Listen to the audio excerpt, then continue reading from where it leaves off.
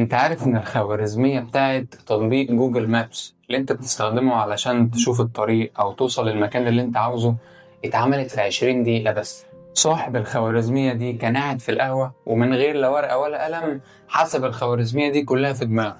اهلا بيكم في حلقة جديدة من الشاب الكترون، وبدون مقدمات طويلة يلا نبدأ.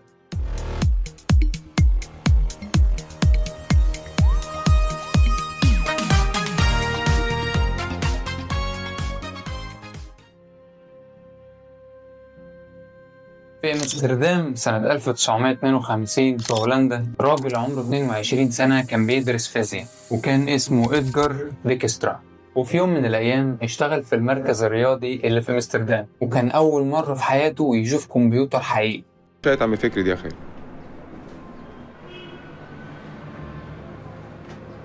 ودي ايه دي؟ ده اسمه كمبيوتر يا خالد.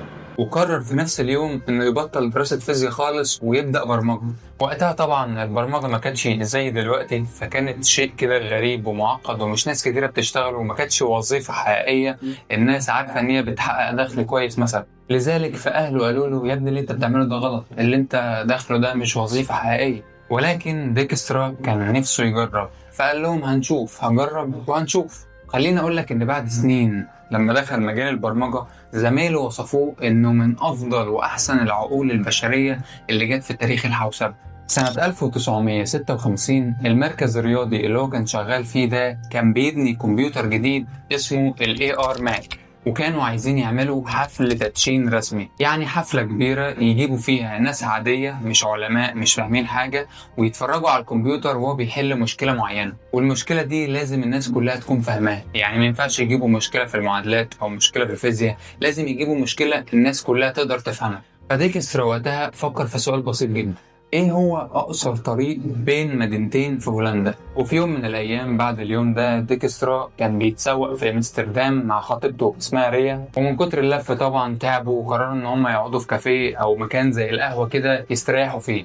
ريا قعدت شربت قهوتها، وديكسترا كان شاغل باله بالسؤال اللي لسه ما لقوش اجابه لحد دلوقتي. وبعد تلت ساعه 20 دقيقه بالظبط الخوارزميه كانت جاهزه في دماغه، من غير ورقه من غير قلم من غير اي حاجه خالص. وقال بعد كده في مقابلة ليه إن مميزات إنك تفكر من غير ورقة جنبك ولا قلم فبتخليك مجبر إنك تتجنب أي تعقيد ملوش لازمة. أنت لو مش معاك ورقة ولا معاك قلم دماغك بيكون كسول إن هو يفكر في الحلول المعقدة، فبيقرب أكتر حل سهل ومفهوش تعقيد. طب الخوارزمية اللي هو عملها لنا دي بقى بتشتغل إزاي؟ كلمة الخوارزمية معناها الوصفة الحسابية للحاجة دي.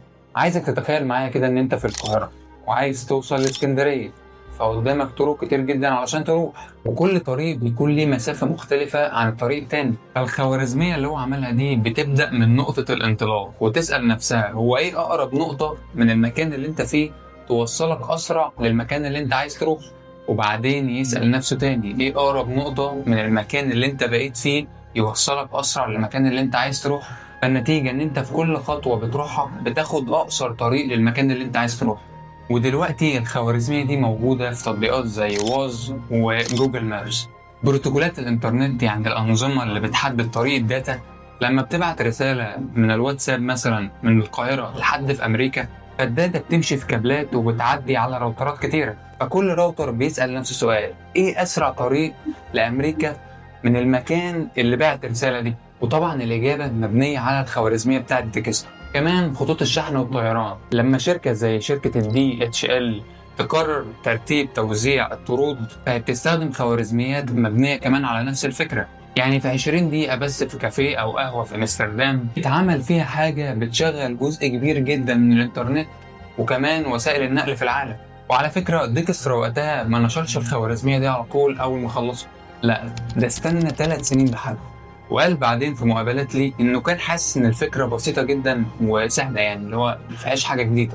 يعني الراجل اخترع حاجه بتشغل جوجل مابس وكان مفكرها ان هي حاجه بسيطه. انت عارف ان الدرس من ده مش انك تبقى متواضع، الدرس ان بجد البساطه الحقيقيه هي ممكن تبقى اصعب حاجه انت ممكن تعملها. الناس اللي بتعمل حاجات بسيطه فعلا بتفكرها سهله. خليني اقول لك ان انجازات ديكسترا ما بتخلصش. ديكسترا سنة 1968 عمل حاجة تانية خالص، بعت جواب فيه رسالة لمجلة علمية اسمها Communications of the ACM. الرسالة كانت عبارة عن صفحتين بس، رسالة كانت تحت عنوان Go to segment considered harmful، يعني أمر Go to ضار وبطلوا تستخدموه. الرسالة دي اتنشرت في مارس 1968، يعني بعد ما بعتها بكام شهر. طب إيه معنى الجو تو سيجمنت وإيه هو أمر الجو تو أصلا؟ برمجة زمان كان في أمر بسيط جدا اسمه جو تو، ده كان عبارة عن أمر انتقال من سطر لسطر تاني في الكود البرمجي اللي أنت بتكتبه. الكود كان بيبقى عبارة عن مثلا سطر كمان، والسطر الثالث كان بيبقى فيه أمر جو تو. وكلمة جو تو اللي هي أمر الانتقال دي بتتيح لك في الكود إن أنت تنط من السطر ده لأي سطر تاني في الكود. فأنت تتخيل البرنامج اللي أنت عملته ده هيعمل إيه؟ ده ممكن يعمل أي حاجة وينط في أي حتة. ديكسترا قال في الرسالة بتاعته دي إن جودة المبرمج علاقتها عكسية مع عدد الجو تو اللي بتبقى موجودة في الكود. يعني لو أنت عامل لي جو تو قليل يبقى أنت راجل فهمان وعبقري ومبرمج محترم، أشيلك فوق راسي. وما كتر لي بقى في أمر الجو تو يبقى أنت كده حمار وما بتفهمش حاجة ومبرمج على الله. قال كمان إننا لازم نشيل الأمر ده من كل لغات البرمجة اللي كانت موجودة وقتها. الكل ساعتها اتعصب، وجمهور البرمجة ما كانوش مستعدين للكلام ده وقتها. بس مع الوقت الناس بدأت تفهم وابتدت ان هي تتوجه ناحية البرمجة المنظمة دي، الستراكتشرد بروجرامينج، يعني البرمجة المبنية على أقسام واضحة ومنطقية. والنتيجة طبعا دلوقتي البايثون والجافا والجافا سكريبت والسي شارب، كل لغة برمجة حديثة دلوقتي مبنية على المبادئ دي. صفحتين كتبهم ديكسترا سنة 1968 غيرت كتابة الكود البرمجي للأبد. خليني أقول لك إن قبل الجواب ده كمان ما يتقدم ب3 سنين، يعني سنة 1965، ديكسترا قدم فكرة كمان اسمها السيموفور، إشارة المرور البرمجية. طب هو إيه المشكلة أصلا اللي كانت موجودة وقتها علشان يعمل الفكرة دي؟ لما يكون في برنامجين شغالين مع بعض في نفس الوقت، ودي حاجة اسمها الكونسيرند بروسيسنج، يعني المعالجة المتزامنة بين حاجتين كلهم بيكونوا عايزين يوصلوا لنفس الملف أو نفس الذاكرة في نفس الوقت، فبيحصل تعارض بين البرنامجين والداتا بتتشتت وفي الآخر الجهاز بيتعطل. فديكسترا قال بفكرته الجديدة دي إحنا هنعملها زي إشارة المرور بالظبط. يعني لما البرنامج الأول اللي يستخدم ملف هيرفع إشارة، الإشارة دي معناها مثلا إن أنا شغال دلوقتي، ولما يخلص ينزل الإشارة دي والبرنامج التاني يدخل. خليني اقول لك ان ده دلوقتي موجود في كل نظام تشغيل على كوكب الارض، ويندوز بقى، الماك او اس، اللينكس، حتى الاندرويد. تعال بقى دلوقتي نوصل للجزء اللي محدش ممكن يتوقعه. الراجل ده اخترع خوارزمية بتشغل انترنت العالم كله، غير طريقة كتابة كل الكود الموجود، وضع اسس تشغيل لكل جهاز. ما كانش عنده كمبيوتر في البيت ولا حتى كان بيستخدم الجيميل ده، ما كانش حتى بيستخدم اي تكنولوجيا رقمية في حياته. بيكتب كل أبحاثه العلمية وخوارزمياته وأفكاره كلهم على ورقة وقلم. وكان عنده سبب، لأنه في مقابلة قال إن الكتابة ببطء بتدي عمق في التفكير فتطلع نتيجة كويسة. أصل أنت على الموبايل ممكن تكتب وتمسح وتكتب وتمسح زي ما أنت عايز، إنما أنت على الورق عشان ما تستهلكش ورق كتير وتقعد تقطع وترمي، فأنت لازم تفكر صح الأول وتكتب مرة واحدة على طول. وأكيد هو ده السبب إن أفكاره كانت تبقى نظيفة ومنظمة كده. الراجل اللي بنى الأساس اللي شغل الكمبيوترات الحديثة دلوقتي ما كانش حتى بيستخدم الكمبيوتر. ملخص الحلقة صديقي المشاهد الجميل، ديكسترا واحد من أعظم العقول اللي جت في تاريخ البشرية كلها، عمل خوارزميات موجودة في كل حاجة حوالينا دلوقتي. الدرس المستفاد في حكاية ديكسترا إن أنت مش شرط تكون شخص عبقري.